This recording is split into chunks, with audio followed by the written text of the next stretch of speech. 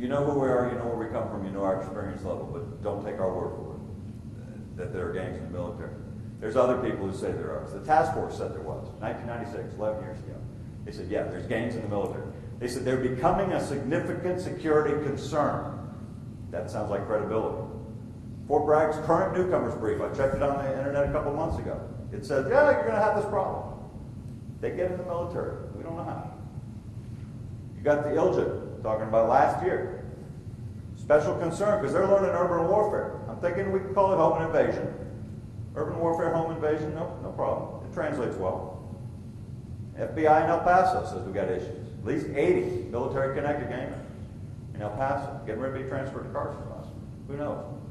And then you got the National Major Gang Task Force. These aren't people that are making this stuff up. And then you got Mark Pickcappers.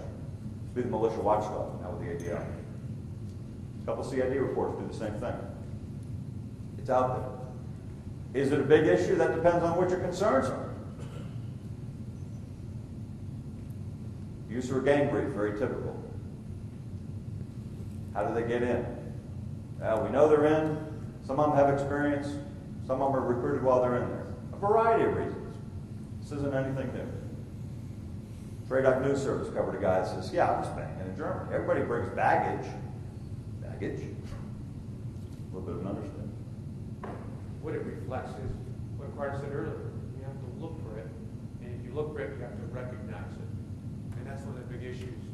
Identification. And because there's no standard definition, you can ignore it if you want. That old adage that what happens in Las Vegas stays in Las Vegas, it also applies to us in the criminal justice profession, in the civilian world. It applies to lawyers, doctors, dentists, but it also applies in the military. It's part of the military cultural tenet, so to speak. What happens in the military stays in the military. The media sometimes reports it as the blue wall in law enforcement. Well, it's not only in law enforcement, it's in every profession that we see. So you have to be able to not only recognize it, but you have to be able to define it appropriately.